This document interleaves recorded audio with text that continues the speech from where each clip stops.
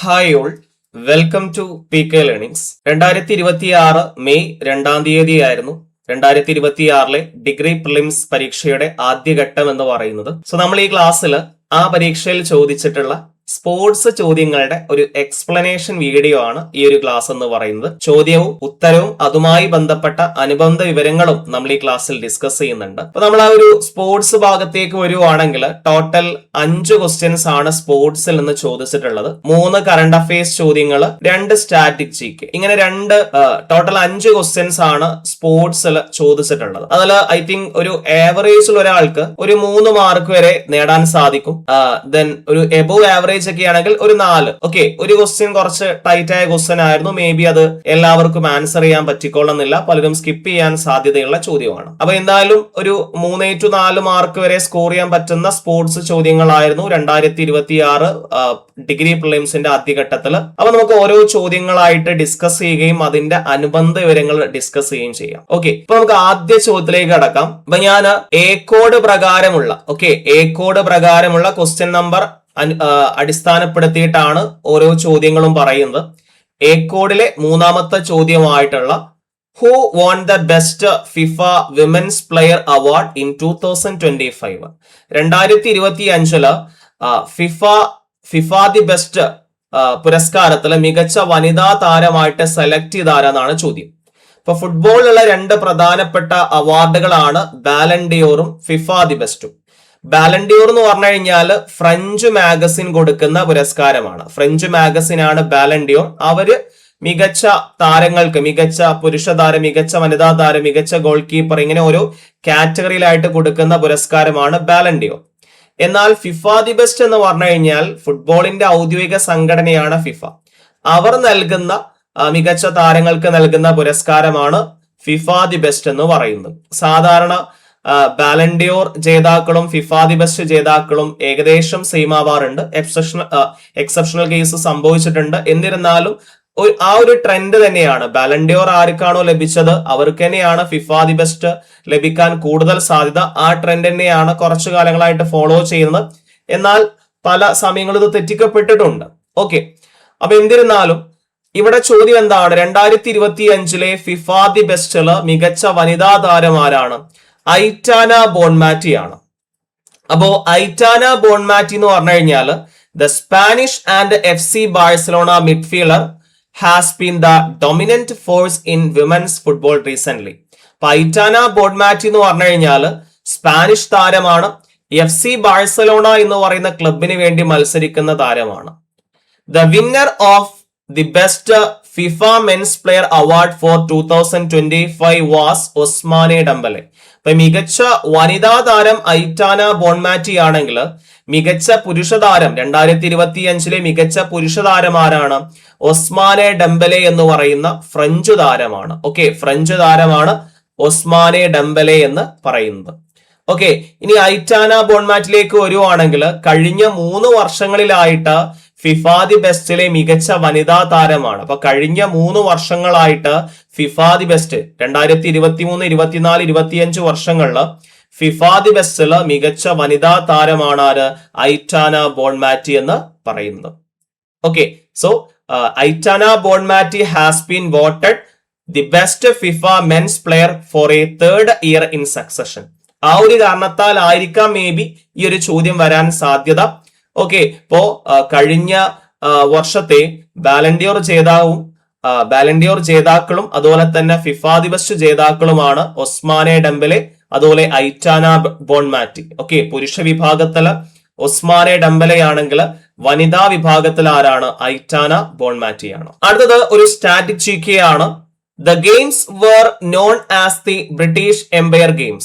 British Empire Games എന്നറിയപ്പെടുന്ന Games ഏതാണ്? Asian Games, Olympics, Commonwealth Games, none of this. അപ്പൊ ഇവിടെ ആൻസർ ആയിട്ട് വരുന്നത് കോമൺവെൽത്ത് ഗെയിംസ് ആണ്. The games were known as the British Empire Games. Okay, അപ്പൊ British Empire games എന്ന് അറിയപ്പെടുന്നത് ഏതാണ്? ഓപ്ഷൻ C ആയിട്ടുള്ള കോമൺവെൽത്ത് ഗെയിംസ് ആണ്. നമ്മുടെ ഇൻഹൗസ് ക്ലാസ്സിലൊക്കെ നമ്മൾ ഈ ഒരു ചോദ്യം ഡിസ്കസ് ചെയ്താണ്. അപ്പൊ അത് കൃത്യമായിട്ട് നിങ്ങൾക്ക് ലഭിച്ചു കാണും എന്ന് വിചാരിക്കുന്നു. അപ്പോ നമ്മുടെ ആ ഒരു കോമൺവെൽത്ത് ഗെയിംസ് ആരംഭിച്ചത് മുതൽ 1930 കോമൺവെൽത്ത് ഗെയിംസ് ആരംഭിക്കുന്നത്. 2030 എന്ന് പറയുന്നത് കോമൺവെൽത്ത് ഗെയിംസിന്റെ 100ാം വാർഷികമാണ്.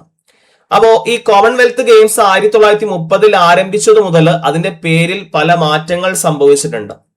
1930 മുതൽ 50 വരെയാണെങ്കിൽ ബ്രിട്ടീഷ് എംപയർ ഗെയിംസ് എന്നാണ് കോമൺവെൽത്ത് ഗെയിംസ് അറിയപ്പെട്ടിരുന്നത്. അതിനുശേഷം 54 തൊട്ട് 66 വരെ British Empire and Commonwealth Games എന്ന് അറിയപ്പെടാൻ തുടങ്ങി. അപ്പോ തുടക്കം തൊട്ട് 1950 വരെ ബ്രിട്ടീഷ് എംപയർ ഗെയിംസ് എന്നാണ് അറിയപ്പെട്ടിരുന്നത്. അതാണ് ഈ ഒരു പരീക്ഷയിൽ ചോദ്യമായിട്ട് വന്നിട്ടുണ്ടായിരുന്നത്. ആൻസർ കോമൺവെൽത്ത് ഗെയിംസ് ആണ്. ഇനി 54 തൊട്ട് 66 വരെ British Empire and Commonwealth Games എന്നായിരുന്നു പേര്. ദെൻ 70 തൊട്ട് 74 വരെ ബ്രിട്ടീഷ് കോമൺവെൽത്ത് ഗെയിംസ് എന്നും 78 തൊട്ട് ഇന്ന് വരെ കോമൺവെൽത്ത് ഗെയിംസ് എന്നാണ്. ഇപ്പൊ നമ്മൾ കോമൺവെൽത്ത് ഗെയിംസ് എന്നാണ് വിളിക്കുക അല്ലെ. അപ്പോ അങ്ങനെ അറിയപ്പെടാൻ തുടങ്ങിയത് 1978 തൊട്ടാണ്. അപ്പൊ ബ്രിട്ടീഷ് എംപയർ ഗെയിംസ് എന്ന് പറയുന്ന പേരിൽ അറിയപ്പെടുന്ന കായിക മാമാങ്കമാണ് അതായത് ഏത് കായിക മാമാങ്കത്തിന്റെ മുൻ പേരാണ് ബ്രിട്ടീഷ് എംപയർ ഗെയിംസ്? കോമൺവെൽത്ത് ഗെയിംസിന്റെയാണ്. 1978 തൊട്ടാണ് കോമൺവെൽത്ത് ഗെയിംസ് ആ ഒരു പേരിൽ അറിയപ്പെടാൻ തുടങ്ങിയത്. 2030 കോമൺവെൽത്ത് ഗെയിംസിന്റെ 100ാം വാർഷികം. ആ ഗെയിംസിന് വേദിയാകുന്നത് ഒരു ഇന്ത്യൻ നഗരമാണ്. എവിടെയാണ്? അഹമ്മദാബാദിലാണ്. 2030 കോമൺവെൽത്ത് ഗെയിംസിന് വേദിയാകുന്ന ഇന്ത്യൻ നഗരമാണ് അഹമ്മദാബാദ്. ഇതിനു മുൻപ് ഇന്ത്യയിൽ കോമൺവെൽത്ത് ഗെയിംസ് നടന്നത് 2010 ന്യൂഡൽഹിയിൽ. ഇനി ഈ വർഷം കോമൺവെൽത്ത് ഗെയിംസ് നടക്കാനുണ്ട് 2026.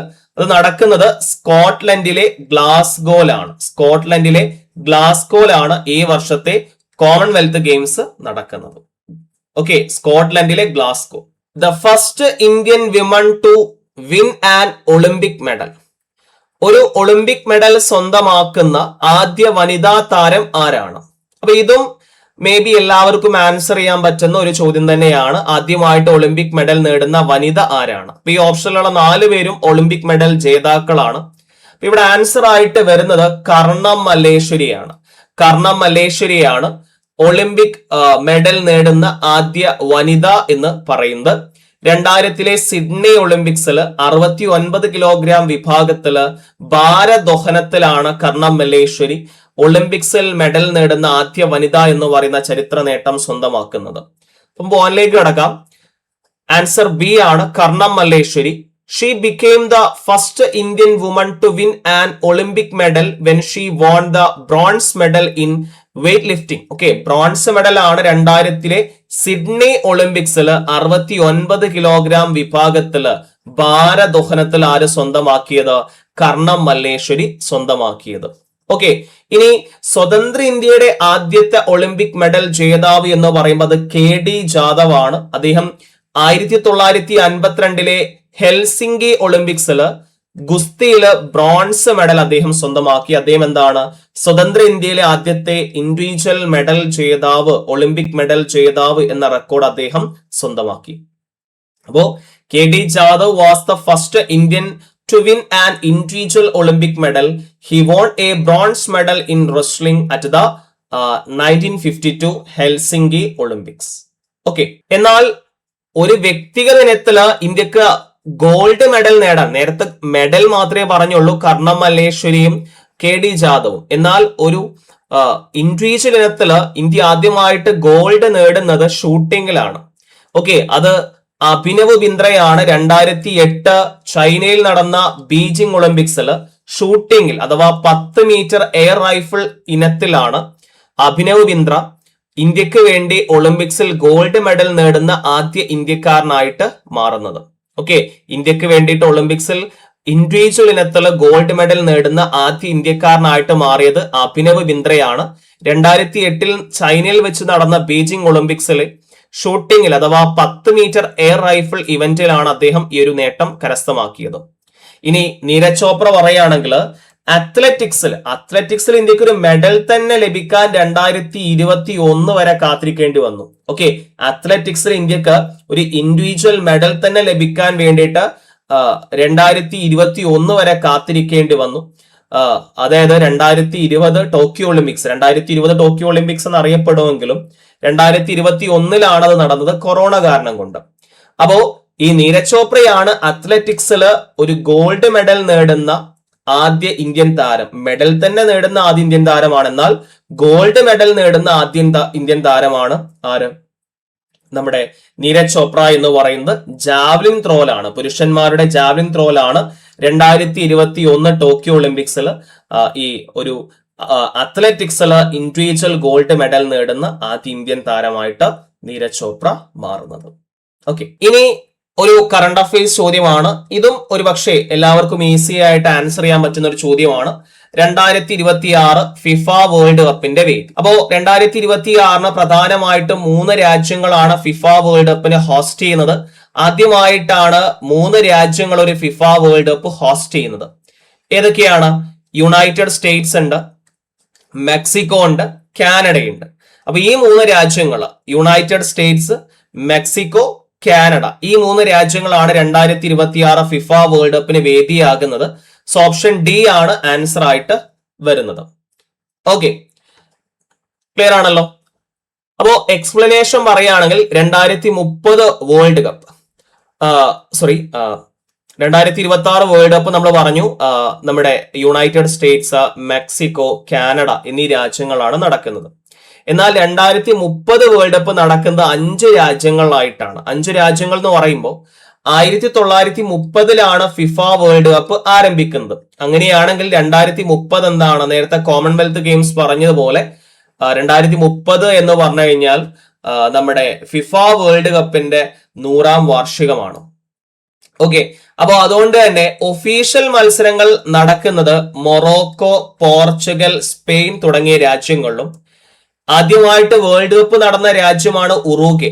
ആ ഒരു കാരണത്താൽ പ്രദർശന മത്സരങ്ങൾ നടക്കുന്നത് എവിടെയാണ്? അർജന്റീന, ഉറുഗ്വേ തുടങ്ങിയ രാജ്യങ്ങളിലാണ്. അപ്പോൾ പ്രധാനമായിട്ടും 5 രാജ്യങ്ങളിലായിട്ടാണ് 2030 വേൾഡ് കപ്പ് നടക്കുന്നത്. മൊറോക്കോ, പോർച്ചുഗൽ, സ്പെയിൻ തുടങ്ങിയ രാജ്യങ്ങളിൽ ഒഫീഷ്യൽ മത്സരങ്ങളും, എന്നാൽ പ്രദർശന മത്സരങ്ങൾ എവിടെയാണ്? അർജന്റീന, ഉറുഗ്വേ തുടങ്ങിയ രാജ്യങ്ങളിലാണ്. ഇനി 2034 വേൾഡ് കപ്പ് എന്ന് പറയുന്നത് 2022 ഫിഫ വേൾഡ് കപ്പ് നടന്നത് ഖത്തറിലാണ്. അപ്പൊ അതിനുശേഷം ഫിഫ വേൾഡ് കപ്പ് വീണ്ടും അറേബ്യൻ മണ്ണിലേക്ക് എത്തുകയാണ്. സൗദി അറേബ്യയാണ് 2034 വേൾഡ് കപ്പിന് ഹോസ്റ്റ് ചെയ്യുന്നത്. അപ്പൊ 2034 വേൾഡ് കപ്പ് ഹോസ്റ്റ് ചെയ്യുന്നത് സൗദി അറേബ്യയാണ്. ഇനി 2026 വേൾഡ് കപ്പിലേക്ക് തിരിച്ചു വരുവാണെങ്കിൽ 3 രാജ്യങ്ങളാണ് ഹോസ്റ്റ് ചെയ്യുന്നത്: യുണൈറ്റഡ് സ്റ്റേറ്റ്സ്, മെക്സിക്കോ, കാനഡ. അപ്പോ 2026 ഉപയോഗിക്കുന്ന പന്തിന്റെ പേരാണ് 2026 ഫിഫ വേൾഡ് കപ്പിൽ ഉപയോഗിക്കുന്ന പന്തിന്റെ പേരാണ് ട്രയോണ്ട. ട്രയോണ്ട എന്നാൽ സ്പാനിഷ് ഭാഷയിൽ 3 വേവ്സ് എന്നാണ് അർത്ഥം. ഓക്കെ, 3 വേവ്സ് എന്നാണ് ട്രയോണ്ട എന്ന് പറയുന്ന വാക്കിന്റെ അർത്ഥം, സിംബലൈസിങ് ദ 3 ഹോസ്റ്റ് നേഷൻസ്. അപ്പോ ട്രയോണ്ട എന്ന് പറയുന്ന ആ ഒരു പന്തിന്റെ അർത്ഥം, ആ ഒരു ട്രയോണ്ട എന്ന പേരിലാണ് ഈ പന്ത് അറിയപ്പെടുന്നത്. അപ്പൊ അതിന്റെ അർത്ഥമായിട്ട് വരുന്ന എന്താണ്? 3 വേവ്സ് എന്നാണ് സ്പാനിഷ് ഭാഷയിൽ. ട്രയോണ്ട എന്ന് പറയുന്ന ആ ഒരു ഒഫീഷ്യൽ മാച്ച് ബോളിന്റെ ആ ഒരു പേരിന്റെ അർത്ഥം എന്താണ്? 3 വേവ്സ് എന്നാണ്. അതുപോലെ 2026 ഫിഫ വേൾഡ് കപ്പിൽ 48 ടീമുകളാണ് മത്സരിക്കുന്നത്. ഇത്രയും കാലം 32 ടീമുകളായിരുന്നു ഫിഫ വേൾഡ് കപ്പിൽ മത്സരിച്ചിരുന്നത്. എന്നാൽ ഇത് ഇത്തവണ 32 നിന്നും 48 ആയിട്ട് ഉയർന്നിട്ടുണ്ട്. അപ്പോ ഈ ഫിഫ വേൾഡ് കപ്പില് ടീമുകളുടെ എണ്ണം 32 നിന്നും 48 ഉയർന്നതിന് ശേഷം നടക്കുന്ന ആദ്യ വേൾഡ് കപ്പാണ് 2026. ഇനി കുറസാവോ എന്ന് പറയുന്ന രാജ്യമുണ്ട്. Curacao has made history by became the smallest nation by population ever to qualify for a FIFA World Cup. അതായത് ഫിഫ വേൾഡ് കപ്പിലേക്ക് യോഗ്യത നേടുന്ന ഏറ്റവും ചെറിയ രാജ്യമാണ് ബൈ പോപ്പുലേഷൻ. അത് ഏത് രാജ്യമാണ്? കുറസാവോ എന്ന് പറയുന്ന രാജ്യമാണ് ഫിഫ വേൾഡ് കപ്പിലേക്ക് യോഗ്യത നേടുന്ന ഏറ്റവും ചെറിയ രാജ്യം ബൈ പോപ്പുലേഷൻ. ജനസംഖ്യ അടിസ്ഥാനത്തിൽ ഫിഫ വേൾഡ് കപ്പിലേക്ക് യോഗ്യത നേടുന്ന ഏറ്റവും ചെറിയ രാജ്യമാണ് കുറസാവോ എന്ന് പറയുന്നത്. അപ്പൊ ഇതാണ് 2026 ഫിഫ വേൾഡ് കപ്പുമായി അറിഞ്ഞിരിക്കേണ്ട മറ്റു പ്രധാനപ്പെട്ട വസ്തുതകൾ. അപ്പോ ഇതാണ് 2026 ഫിഫ വേൾഡ് കപ്പുമായി ബന്ധപ്പെട്ട് അറിഞ്ഞിരിക്കേണ്ട പ്രധാനപ്പെട്ട മറ്റു വസ്തുതകൾ. ഓക്കെ, ഇനി അടുത്ത ചോദ്യം. അപ്പൊ നമ്മള് 2026 ഡിഗ്രി പ്രിലിംസിന്റെ ഫസ്റ്റ് ഫേസിൽ ചോദിച്ച അവസാനത്തെ സ്പോർട്സ് ചോദ്യമാണ് 35ാമത്തെ ചോദ്യം. എ കോഡ് പ്രകാരം who was the recipient of the 2023 Arjuna award in table tennis? അപ്പോ ടേബിൾ ടെന്നീസിൽ അർജുന അവാർഡ് 2023 സ്വന്തമാക്കിയിട്ടുള്ള വ്യക്തി ആരാന്നാണ് ചോദ്യം. 4 ഓപ്ഷൻസ് ഉണ്ട്. ഒരുപക്ഷെ ഒരുപാട് ആളുകൾ സ്കിപ്പ് ചെയ്യാൻ സാധ്യതയുള്ള ഒരു ചോദ്യമാണ്, കാരണം കുറച്ച് ടൈറ്റ് ആയുള്ള ചോദ്യമാണ്. ഒരു റാങ്ക് മേക്കിംഗ് എന്നൊക്കെ പറയാൻ പറ്റുന്ന രീതിയിലുള്ള ഒരു ചോദ്യമാണ്. അപ്പൊ ഇവിടെ ആൻസർ ആയിട്ട് വരുന്നത് ഐഹിക മുഖർജിയാണ്. ഏതാണ്? ഐഹിക മുഖർജിയാണ് ആൻസർ ആയിട്ട് വരുന്നത്. ബാക്കിയുള്ള 3 പേരും എന്താണ്? ടേബിൾ ടെന്നീസുമായി ബന്ധപ്പെട്ട വ്യക്തികൾ തന്നെയാണ്. അധികം പോപ്പുലർ ആയിട്ടുള്ള വ്യക്തികളല്ല. അതുകൊണ്ട് തന്നെ എല്ലാവർക്കും ആൻസർ ചെയ്യാൻ പറ്റിക്കൊള്ളണം എന്നില്ല ഈ ഒരു ചോദ്യം. ഓക്കെ, അപ്പോ ഐഹിക മുഖർജിയാണ് ആൻസർ ആയിട്ട് വരുന്നത്. പക്ഷേ ബാക്കി 3 പേർക്കും എന്ത് ലഭിച്ചിട്ടുണ്ട്? അർജുന അവാർഡ് ലഭിച്ചിട്ടുണ്ട്. അവർ 3 പേരും എന്താണ്? ടേബിൾ ടെന്നീസ് താരങ്ങളുമാണ്. ഇപ്പൊ ശ്രീജ അകുലയാണെങ്കിൽ 2022 അർജുന അവാർഡ് ടേബിൾ ടെന്നീസിൽ സ്വന്തമാക്കി. മധുരിക പട്കർ ആണെങ്കിൽ ടേബിൾ ടെന്നീസ് 2020 അർജുന അവാർഡ് സ്വന്തമാക്കി. ഹർമീത് ദേശായി ആണെങ്കിൽ അർജുന അവാർഡ് 2019 ടേബിൾ ടെന്നീസിൽ സ്വന്തമാക്കി. അപ്പോ ആൻസർ ഐഹിക മുഖർജിയാണ് 2023 അർജുന അവാർഡ് ടേബിൾ ടെന്നീസിൽ സ്വന്തമാക്കിയത്. എന്നാൽ ബാക്കിയുള്ള 3 ഓപ്ഷൻസും അവർക്കും അർജുന അവാർഡ് ലഭിച്ചിട്ടുണ്ട്. അവരും എന്താണ്? ടേബിൾ ടെന്നീസ് താരങ്ങളാണ്.